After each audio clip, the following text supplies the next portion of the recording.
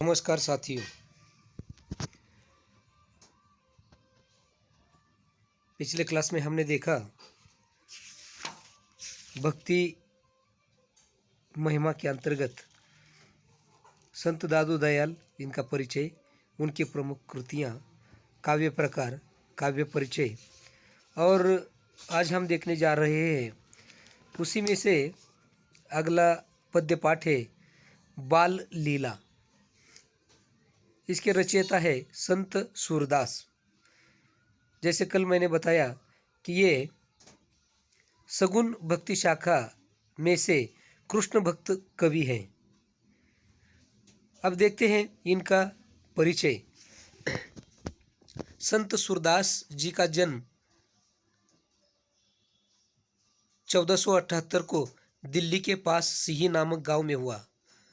आरंभ में आप आगरा और मथुरा के बीच यमुना के किनारे गऊ घाट पर रहे। वहीं आपकी भेंट गुरु वल्लभाचार्य से हुई। अष्टछाप के कवियों की सगुण भक्ति काव्य धारा के आप एकमात्र ऐसे कवि हैं जिनकी भक्ति में साख्य, वात्सल्य और माधुर्य भाव निहित है। अब ये अष्टछाप के कवि कौन कौन है? सूरदास, चित्स्वामी, गोविंद स्वामी, अग्रदास, नाभादास, ये जो है अष्टछाप के कवि है। और इनकी ये जो है ये वल्लभाचार्य ने अष्टछाप के नाम से इन्हें निहित किया। कृष्ण की बाल लीलाओं तथा वात्सल्य भाव का सजीव चित्रण आपके पदों की विशेषता है। अब ये जो कवि है इन्होंने ज़्यादातर कृष्ण की बाल लीला और उसका वात्सल्य भाव का सजीव चित्रण जो है अंकित किया है।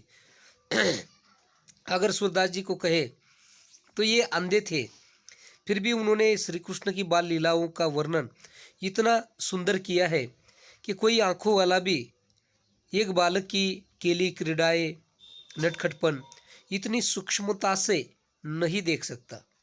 इतनी सूक्ष्मता से सूरदास जी ने एक कृष्ण की या एक शिशु की बाल लीलाओं को देखा है। संत सूरदास जी की मृत्यु 1580 में हुई। इनकी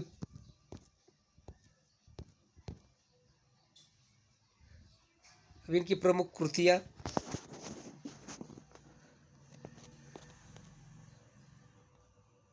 फिर से देखिए कवि परिचय पढ़ता हूँ। संत सूरदास जी का जन्म 1478 को दिल्ली के पास सिही नामक गांव में हुआ। आरंभ में आप आगरा और मथुरा के बीच यमुना के किनारे गऊ घाट पर रहे। वही आपकी भेंट गुरु वल्लभाचार्य से हुई। अष्टछाप के कवियों की सगुण भक्ति काव्य धारा के आप एकमात्र ऐसे कवि हैं जिनकी भक्ति में साख्य, वात्सल्य और माधुर्य भाव निहित है। कृष्ण की बाल लीलाओं तथा वात्सल्य भाव का सजीव चित्रण आपके पदों की विशेषता है। संत सूरदास जी की मृत्यु 1580 में हुई। इनकी प्रमुख कृतियाँ देखिए, सुर सागर, सुर सारावली तथा साहित्य लहरी आदि। काव्य प्रकार, पद काव्य की एक गेय शैली है। ये जो है ये पद जो है सूरदास जी के पद कहा जाता है। ये एक गेय शैली है, इनको गाया जाता है। अब एक ही उदाहरण मैं आपको दूंगा और आप समझ पाएंगे। गेय का मतलब गायन योग्य है। अब जैसे देखिए अनूप जलोटा ने भजन गाए हैं। सूरदास जी के बहुत सारे भजन जो है अनूप जलोटा ने गाए हैं, यानी कि वो गेय है। हिंदी साहित्य में पद शैली की दो निश्चित परंपराएं मिलती है। एक संतों के शब्द की और दूसरी परंपरा कृष्ण भक्तों की पद शैली है, जिसका आधार लोकगीतों की शैली है। कल जैसे मैंने निर्गुण संतों के बारे में आपको बताया कि उनकी शब्द है, साकी है, रमैनी है। ये निर्गुण वादी की ये रचनाएं इस प्रकार मिलती है। तो सगुण साकार ईश्वर को मानने वाले जो भक्त है और उसमें कृष्ण भक्त कवि की रचना है वो पद शैली है। और इसका मूल आधार जो है वो लोकगीत है। लोगों ने लोगों के मनोरंजन के लिए लिखे हुए गीत या गाए हुए गीत, उन्हें या उनके द्वारा रचे हुए गीत उनको लोकगीत कहा जाता है। ऐसे गीतों को लोकगीत कहते हैं। इसके रचयिता का नाम किसी को पता नहीं होता है। ये संगीत भी लोगों द्वारा ही उसे दिया जाता है। तो इस प्रकार ये लोकगीतों की शैली के आधार पर जो है ये कृष्ण भक्त कवियों के गीत आप सुनेंगे। भक्ति भावना की अभिव्यक्ति के लिए पद शैली का प्रयोग किया जाता है। अब अपने ईश्वर के प्रति ये भक्ति भावना व्यक्त करने के लिए जो है इस पद शैली का प्रयोग जो है इन्होंने संतों ने या कृष्ण भक्त कवियों ने जो है वो किया है। काव्य परिचय देखते हैं। प्रस्तुत पदों में कवि ने कृष्ण के बालहट एवं यशोदा की ममतामयी छवि को प्रस्तुत किया है। प्रथम पद में अपने लाल की हर इच्छा पूरी करने को आतुर यशोदा चांद पाने के कृष्ण हट को चांद की छवि दिखाकर बहला लेती है।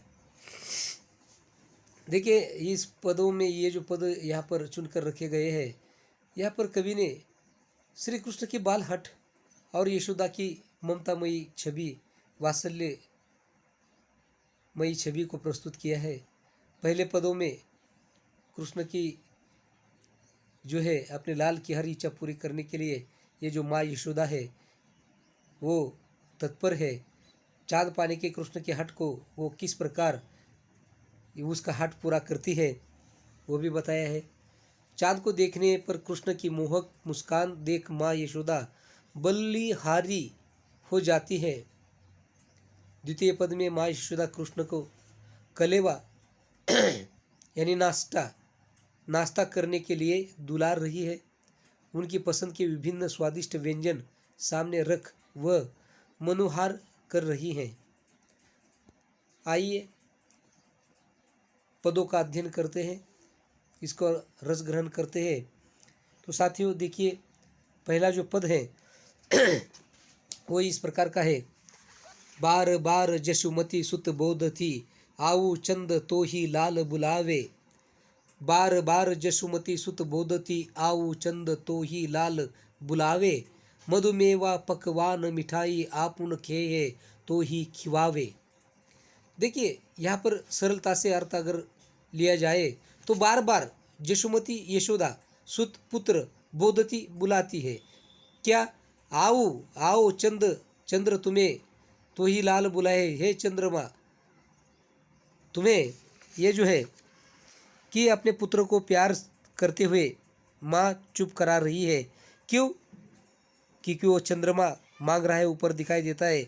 हट कर रहे कृष्ण बाल है। वे बार बार कृष्ण को समझाती है कि अरे आ जाओ चंद्रमा, हमारे घर आ जाओ।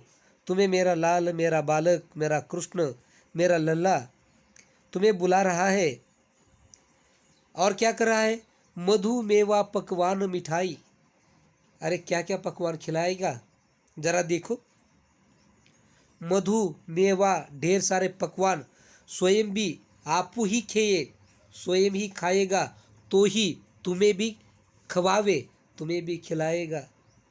देखिए सूरदास जी का निरीक्षण देखिए, बंद आँखों से अंधे होने के बावजूद भी इतना सुंदर तरीके से चित्रण जो है एक अंध व्यक्ति किस प्रकार करता है कि ये भक्ति की परिसीमा यहाँ पर कही जाएगी कि कितनी परिसीमा है कि अपने सखा, अपने आराध्य को, अपने भगवान को, अपने कृष्ण को बंद आँखों से भी उसका बचपन देखते हैं और उसे गाते हैं, लिखते हैं या बताते हैं लोगों को कि बार बार जशुमती सुत बोधती। देखिए बार बार कैसे माँ हट करती है एक बालक को हट पूरा करने के लिए। वो कह रही है चंद्रमा से, आओ चंद तो ही लाल बुलावे। मधुमेवा पकवान मिठाई आपुन खेये तो ही खिवावे। अरे आ जाओ चंद्रमा, आ जाओ, मेरा लाल तुम्हें बुला रहा है। ये बार बार जशुमती कहती है। क्या देगा आकर, कैसे आ जाएगा? ये चंद्रमा को आमिष देती है, यानी कि इस लल्ला को लगना चाहिए कि माँ ये चीज़ें देकर चंद्रमा को बुलाती है और चंद्रमा आ जाएंगे। ये क्या कह रहा है कि स्वयं भी खाएगा ये मिठाई और तुम्हें भी खिलाएगा। इसके भाव में जितना आप इसके गहराई में जाएंगे उतने भाव उभर कर सामने आ जाएंगे साथियों। एक एक पद का विश्लेषण बहुत बहुत दीर्घ काल तक चल सकता है, क्योंकि ये पद ही ऐसे लिखे हुए हैं। तो आगे बढ़ते हैं। हाथ ही पर तो ही लीने खेले, नेकू नहीं धरनी बैठावे। हाथ ही पर तो ही लीने खेले, नेकू नहीं धरनी बिठावे। जल बासन कर ले जू उठावती, याही में तू धनधारी आवे। जल बासन कर ले जू उठावती, याही मैं तू तनधारी आवे। अब देखिए यशोदा मैया जो है ये क्या कहती है। हाथी पर तो ही लीने, ये कह रही कि मेरा लाल जो है तुम्हें हाथ ही पर रख कर खेलेगा, यानी कि हाथ में लेकर ही खेलेगा, तुम्हें जमीन पर जरा भी नहीं बिठाएगा, बिल्कुल भी नहीं बिठाएगा। वो अपने हाथ में लेकर ही तुम्हें खेलेगा। नेको नहीं धरनी बिठावे, बिल्कुल तुम्हें धरनी पर नहीं बिठाएगा। जल बासन कर ले जू उठावती, या ही मैं तू तनधारी आवे। और आगे कह रही है माँ यशोदा कि बर्तन में वो पानी भरती है। जल बासन कर ले, जल बासन, बासन ये बर्तन में जल पानी, एक पात्र में पानी भरकर वो उठाती है और कहती है, हे चंद्रमा जुठावती, याही तू तनधारी आवे। एक पात्र में, एक बर्तन में पानी भरकर कर ले जू उठावती, और उठाकर लाती है, या ही तू तनधारी आवे, और इसमें तू तन धारण करके आ जा। यशोदा जल पात्र को नीचे रख देती है। जल बासन कर ले उठावती, या ही, और कृष्ण से कहती है, देख बेटा ये चंद्रमा को पकड़ ले, या ही तू तनधारी आवे। जलपुट आनी धरनी पर राख्यो, गही आन्यो वह चंद दिखावे। जलपुट आनी धरनी पर राख्यो, गही आन्यो वह चंद दिखावे। जलपुट यानी कि ये जो पात्र है ये धरती पर रखकर, धरनी पर राख्यो रखकर, गही आन्यो वह चंद्र दिखावे, और कहती है, ये बेटा कृष्ण लल्ला आजा, देख बेटा मैं चंद्रमा को पकड़ लाई हूँ। अब ये सीधी सी बात है, बर्तन में पानी रखने के बाद जो है अगर खुले मैदान में उसे रख देते और चंद्रमा सर पर है या आकाश में है, तो उस पात्र में उसका प्रतिबिंब जो है वो दिखाई देता है। यशोदा मैया ने भी यहाँ पर वही किया है। अपने लल्ला के हट को पूरा करने के लिए। अब ये हट कैसे पूरा करती है जरा देख लीजिए। अब बार बार कृष्ण तो चंद्रमा की मांग कर रहे हैं खेलने के लिए, अब इसे कैसा पूरा किया जाए, एक माँ के सामने बहुत बड़ा प्रश्न है।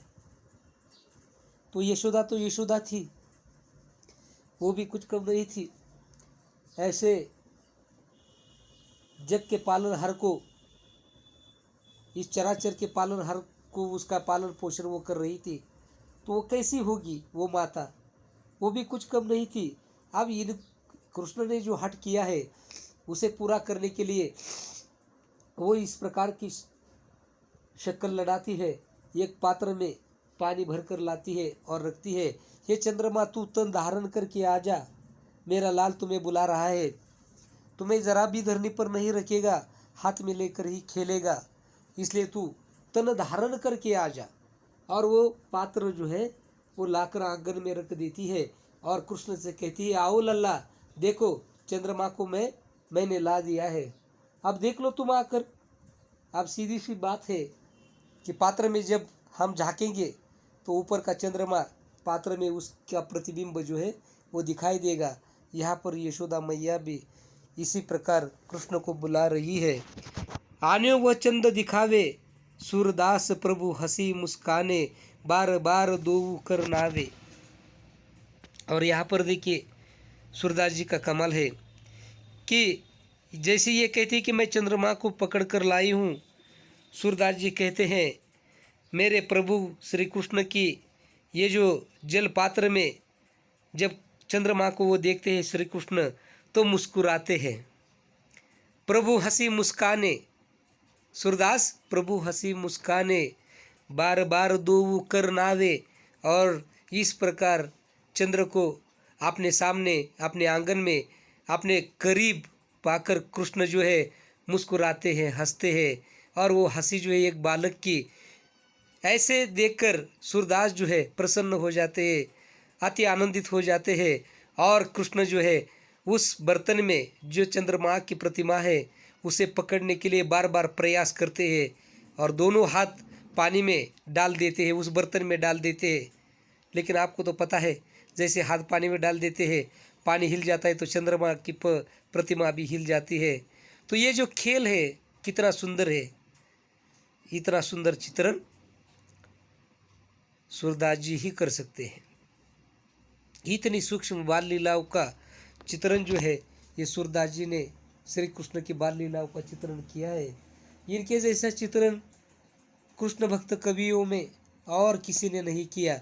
इसलिए श्री कृष्ण भक्ति शाखा के प्रमुख जो है ये सूरदास जी को बताया गया है। और वही सूरदास जी जो है ये एक अलग प्रकार के कवि संत के रूप में जो है ये हमारे सामने जो है इनका सारा साहित्य जो है वो दिखाई देता है।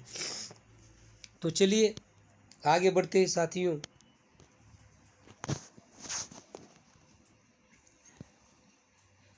अब यहाँ पर जो है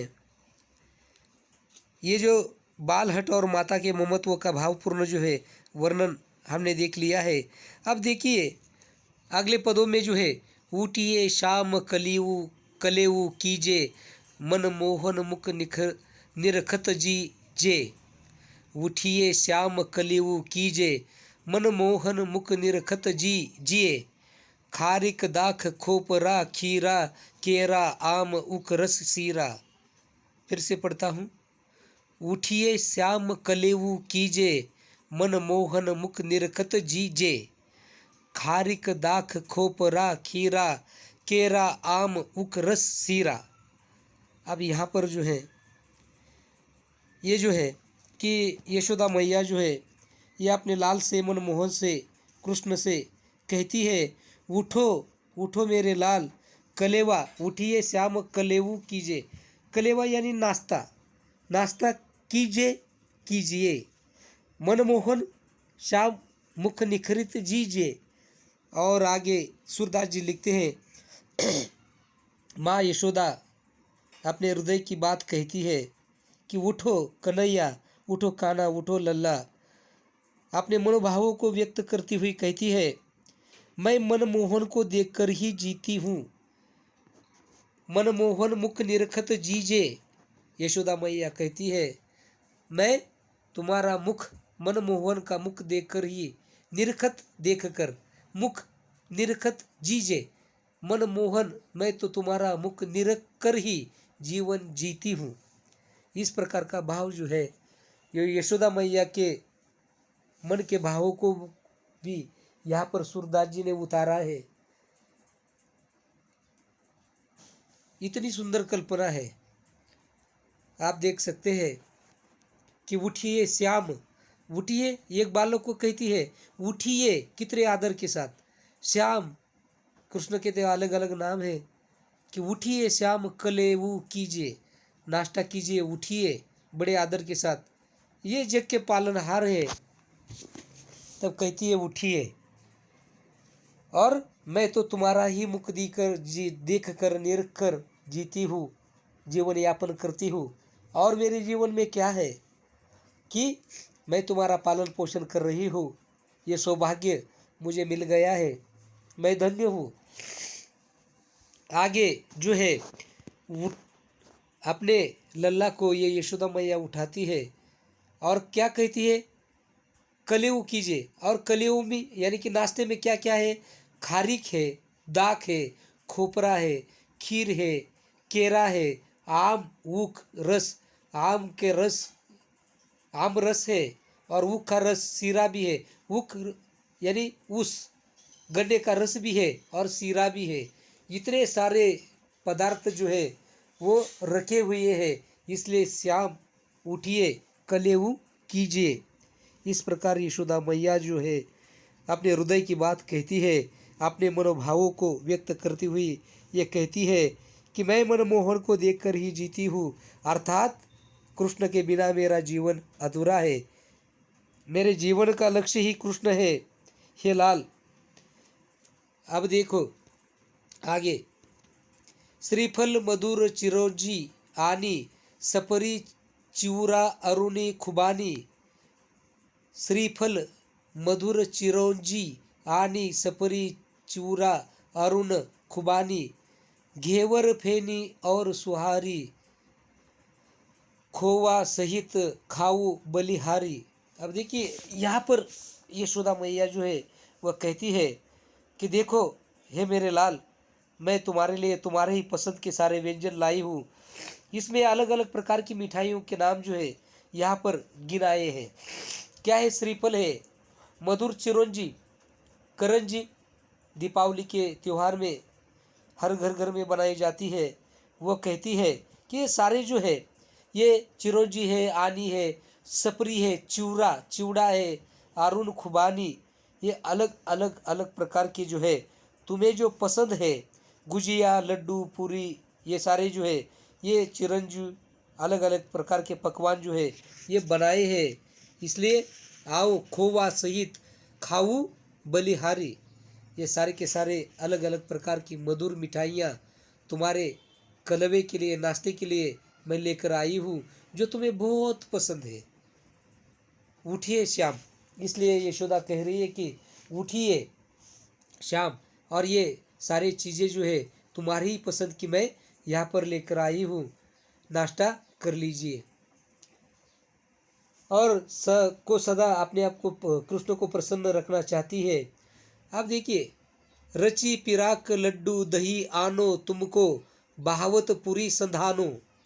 रची पिराक लड्डू दही आनो तुमको बहावत पूरी संधानो, तब तमोल रची तुम ही खवाओ, सूरदास पनवारो पाओ।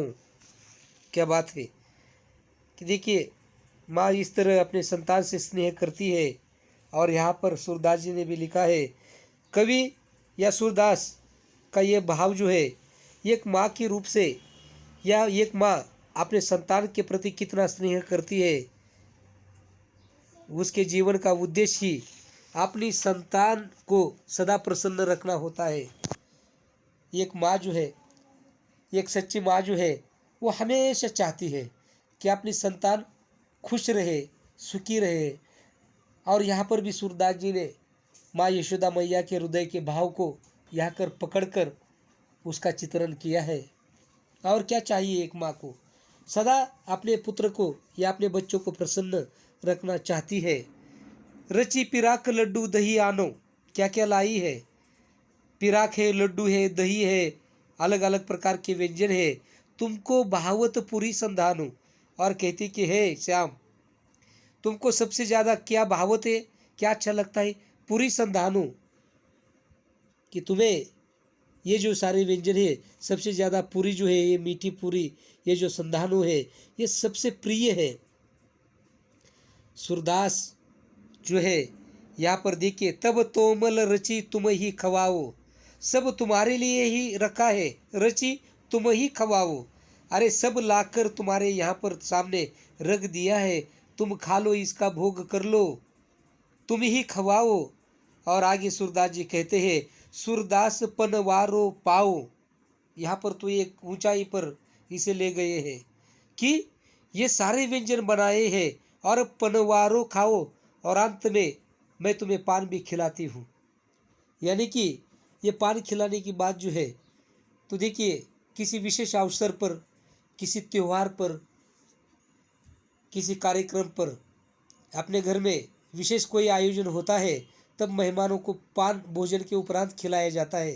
तो यहाँ पर यशोदा भी कहती है कि मैं तुम्हें पनवारो पाओ, पनवारो, तुम्हें पान भी खिलाओगी।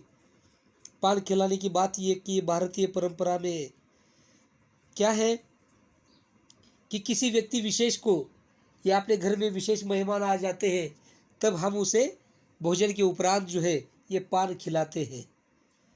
ये एक भारतीय परंपरा है पान खिलाने की। देखिए, आप किसी शादी ब्याह में जाते हैं वहाँ पर भी अब आप कहेंगे शादी में तो कितने लोग आते हैं, लेकिन कई शादी ब्याह में देखिए भोजन के बाद जो है पान की एक वहाँ पर ये तबका लगाया जाता है और लोगों को पान भी खिलाया जाता है। इसका मतलब ही ये है कि हर कोई किसी को पान खिलाया जाता है कि आप विशेष व्यक्ति है हमारे लिए, तब वो पान खिलाते हैं। घर में कोई कार्यक्रम हो तो 8-10 व्यक्ति आ जाते तो पान खिलाने की बात हम भी करते हैं, मान लेते हैं। लेकिन किसी शादी ब्याह में इतने लोगों को पान खिलाते हैं, लेकिन पान खाकर लोग आ जाते हैं, उसके पीछे का उद्देश्य कोई नहीं जानता है। पान खिलाने का मतलब है कि हमारे लिए आप एक विशेष अतिथि है, इसलिए पान खिलाया जाता है। यहाँ पर भी सूरदास जी ने ये पान परवारी पाओ यानी कि पान खिलाने की बात कही है। एक सुंदर यहाँ पर जो है भाव भी यहाँ पर आ जाता है कि विशेष व्यक्ति है, आप हमारे लिए विशेष है, इसलिए पान खिलाते हैं। बदले में उपहार के तौर पर कुछ ना कुछ भेंट दी जाती है, उसे नेग भी कहते हैं। और जब ये अतिथि जाते हैं तो इसके बदले में मेहमान आते हैं तो ये कोई ना कोई विशेष भेंट दी जाती है। देखिए शादी में हम जाते हैं तो वहाँ पर हमें पोशाक दी जाती है, यही बात यही परंपरा जो है, लेकिन इसकी तरफ कोई ध्यान नहीं देता है। आजकल देखते हैं इतनी गंदी साड़ी दी है, ये 100 रुपये की है, 150 रुपये की है, 200 रुपये की है, ये घर आकर बात करते हैं और उनको कोसते रहते हैं। लेकिन उसके पीछे वो जो शादी का आयोजन करने वाले जो है उनके पीछे उनका भाव नहीं देखते हैं, बल्कि ऐसी साड़ी दी है, ऐसे कोई तौलिया दिया है, ऐसी टोपी दी है, ये सब बकवास है, ऐसी बात करती है। लेकिन भोजन के बाद पान देते हैं और उपहार में कुछ भेंट भी दी जाती है। तो ये भेंट जो है ये पोशाक दी जाती है, लेकिन उस पोशाक को यानी कि उसे नेक भी कहते हैं हिंदी में। तो ये सब कुछ देते हैं, लेकिन लोग उसका दूसरा ही अर्थ निकालते हैं, हमारी यही कीमत की क्या। अरे कीमत ने ही की, बल्कि तुम्हारी कीमत और बढ़ा दी है, कई गुना बढ़ा दी है। सूरदास जी को भला प्रभु भक्ति के अलावा अन्य नेक उपहार से क्या लेना देना, वही भक्ति को चरम सीमा है, या यही उनकी भक्ति जो है वो चरम सीमा है। लोग नेक या उपहार अच्छा अच्छा पाना चाहते हैं, लेकिन सूरदास जी को ये श्री कृष्ण का दर्शन बंद आंखों से करते हैं। ये सब यशोदा के द्वारा करवाते हैं, ये भक्ति करवाते हैं। इस नेक या इस उपहार के अलावा और दुनिया में कौन सा उपहार इससे बड़ा है। साथियों बहुत बोलने लायक है एक एक पद पर, कितना भी विस्तार मैं भी कर सकता हूँ और अधिक गहराई में जाकर आपको बता सकता हूँ, लेकिन ये काव्य ही ऐसा है सूरदास जी का। तो इस प्रकार ये अपनी भक्ति की महिमा जो है ये सूरदास जी की ये सुर सागर से लिया हुआ या ये सारे लिए हुए पद है। और यहाँ पर जो है श्री कृष्ण की बाल लीलाओं का चित्रण सूरदास जी अंधे होकर भी बंद आंखों से कितना करते हैं। अधिक आप इससे और भी जाकर आगे पदों का अध्ययन कर सकते हैं। साथियों इसी के साथ धन्यवाद।